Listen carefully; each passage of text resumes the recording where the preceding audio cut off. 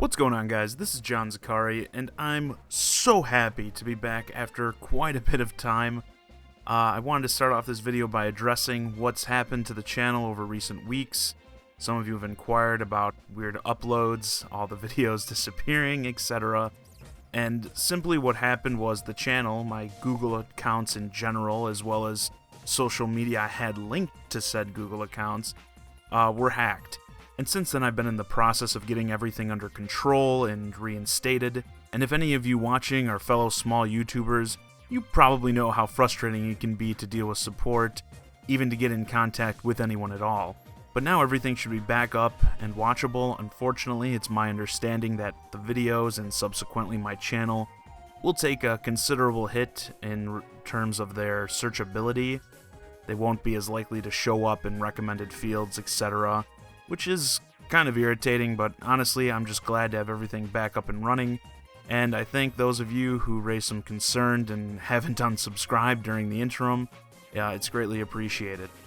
But enough with that, let's get into some discussion. What I'd like to talk about today is a bit of old news, really developing a little bit before Christmas time, but I still want to address and talk about it, and that's the story of Super Mario Run, Nintendo's flagship IP's first venture into the mobile market, and from what I've been hearing, sales haven't quite been up to par.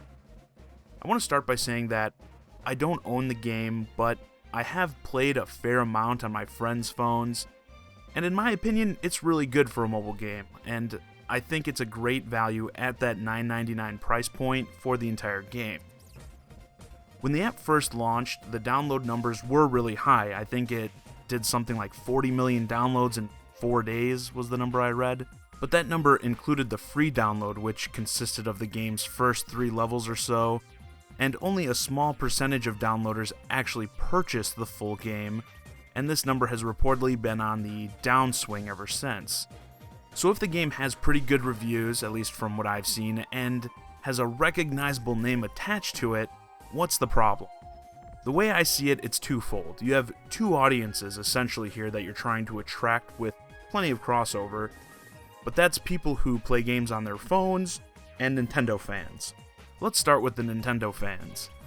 While Super Mario Run may be a fine endless runner and of good quality for a smartphone game, it's still just that, a smartphone game.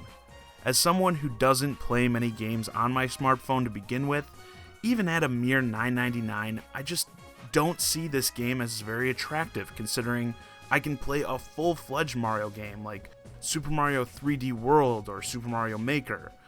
Oh, but what about on the go? Well, again, there's plenty of standout Mario games on the 3DS, which I also own. Now, onto the people who do play a lot of games on their phones. This thing should be a lock for them, right? Well, I think the price point is one of the main problems here. While to those of us who play games on console or PC, $10 for a game is practically nothing. Phone users, on the other hand, are used to many of the games being free to play or having the barrier to entry only costing like $1 to $2. Sure, free to play often ends up costing you way more in the end, but that's really the whole scheme of it, right? People constantly justify in-app purchases with the mentality of, oh well, the rest of the game is free. And these people have been conditioned to sort of write off a game that charges such a high premium at the outset. On top of that, the runner genre is, to my understanding, extremely popular on smart devices. So chances are many people already have similar games on their phone. So they have to ask themselves if they want another, more expensive one of these games just because it has Mario in it. And this is something that I think affects everyone, and I've been often hearing it as the most common complaint against the game, and that's that the game needs a constant internet connection to play, which I honestly can't believe I'm saying about a Nintendo title, but it's true. I think this heavily turns people off across the board, as oftentimes I think people bust these kinds of games out in places where either there is no internet or an unstable connection, such as on a plane or while riding in the subway. So it seems that Super Mario Run isn't going to be the standout that many expected it to be, but where does Nintendo go from here?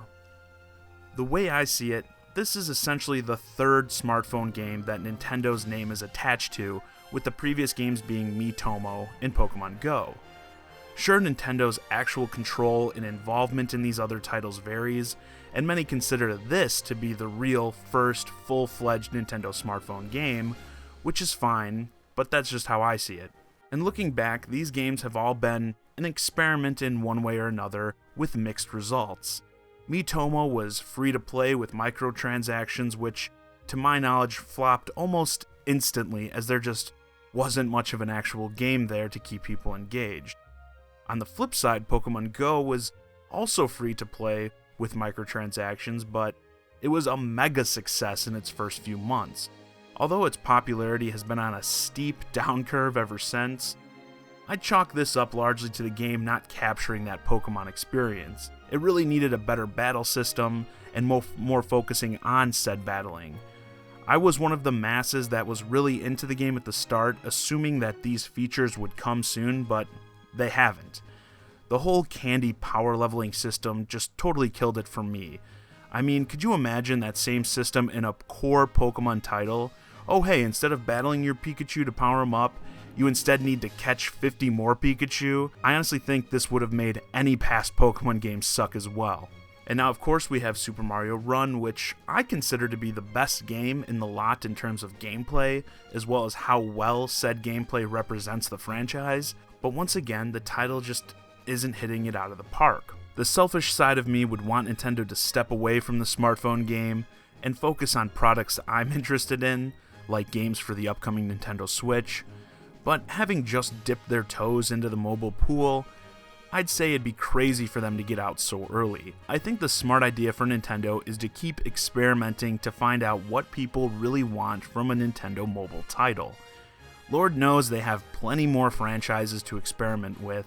Hopefully though, their home consoles and hardware remains their primary focus, as I think as of now, that's where Nintendo fans are, and if they deliver a quality product in the Switch, that's where the money is going to be for them, at least in the near future.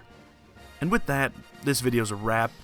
Let me know your thoughts on Nintendo's mobile future in the comments. If you enjoyed the video, subscribe to my channel now, and you can say you were a subscriber before it was cool. As always, I'm John Zakari, and thanks for watching.